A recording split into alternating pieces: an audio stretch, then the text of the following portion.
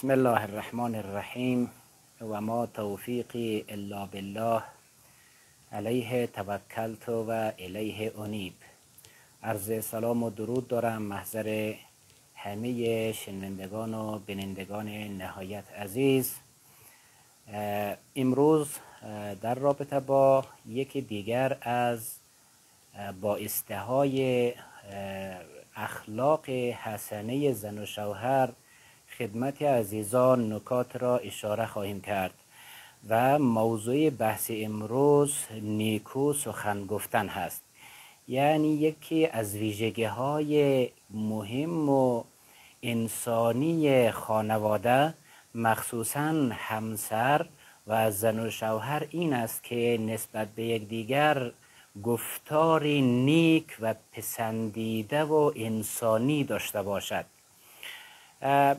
من میخواهم که 5 اثر مهم، نتیجه و فواید اساسی این نیکو سخن گفتن یا گفتار نیکو در جامعه، مخصوصا در داخل فامیل و خانواده، به ویژه بین 2 همسر، فواید این نیکو سخن گفتن را خلاصه عرض کنم.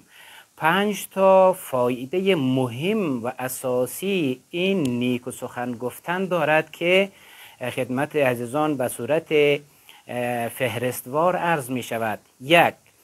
اولین اثر و اولین فایده نیکو سخن گفتن این است که این نیکو سخن گفتن با یکدیگر سبب افزایش مال می شود. انسان‌هایی که نیک برخوردار و نیکو سخن میگوید با یکدیگر، خود نفس این نیکو سخن گفتن سبب می شود مال انسان افزایش پیدا کند. 1. دوم، سبب نیکو سخن گفتن سبب برکت در رزق و روزی و زندگی خانواده و مردم می شود. هر خانواده‌ای که همسر با همسر یا زن با مرد، مرد با زن دارای اخلاق حسنه باشد و نسبت به یکدیگر محبت و صمیمیت داشته باشد و نیکو سخن بگوید، این نیکو سخن گفتن سبب می شود رزق و روزی و زندگی چنین خانواده برکت داشته باشد و خدمت شما عرض کنم افزایش پیدا کند. دومین اثر، سومین اثر نیکو سخن گفتن این است که این نیکو سخن گفتن با یکدیگر سبب طول عمر انسان ها می شود.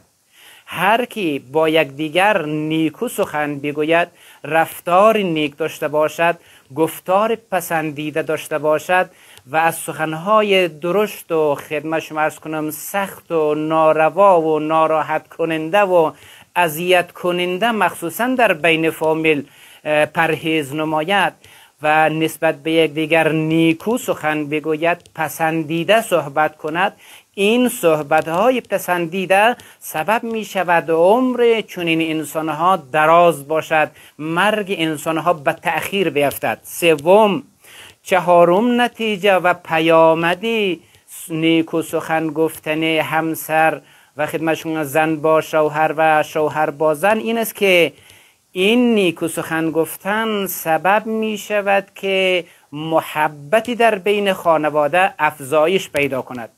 اگر همسر با همسرش، مرد با زن و زن با مردش با اخلاق حسنه رویه کند و نیکو و پسندیده صحبت نماید، این صحبت پسندیده سبب می شود محبت در درون خانواده و اهل و عیال چی شود؟ افزایش پیدا کند و بیشتر شود.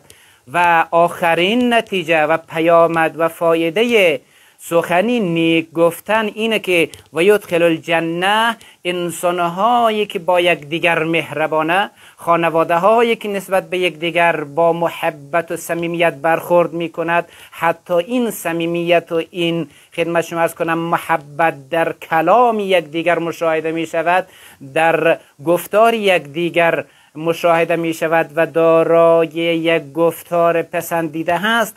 چون این انسانها از جمله انسانهایی هست که مستحق وارد شدن یا مستحق بهشت است. امام زین العابدین علیه السلام میفرماید القول الحسن یثری المال، این نیک و سخن گفتن چی؟ مال انسان افزایش پیدا می کند. و ینمی رزق، و زیبا سخن گفتن رزق انسان ها افزایش پیدا می کند، برکت در رزق و روزی انسان ها می شود. و ینسئ فی الاجل، و این نیک و سخن گفتن مرگ ها را به تأخیر می اندازد، عمر انسان ها دراز می شود. و یحبب الی الاهل، این سخن نیکو گفتن سبب می شود انسان در بین خانواده محبوب شود و دوستی و خدمت شما عرض کنم صمیمیت افزایش پیدا کند. و یدخل الجنه، و این نیکو سخن گفتن سبب می شود انسانها مستحق پاداش بهشت عنبر سرشت باشد. امیدوارم انشاءالله ما در طول زندگی خانواده های خدمت شما عرض کنیم که با ارزش های اسلامی پابند هستیم، این نکاتی که هم دارای اجر و پاداش مادی هست و هم دارای اجر و پاداش اخروی هست مد نظر داشته باشیم، دارای یک زندگی با محبت و صمیمیت و با برکت انشاءالله باشیم. السلام علیکم و رحمت الله و برکاته.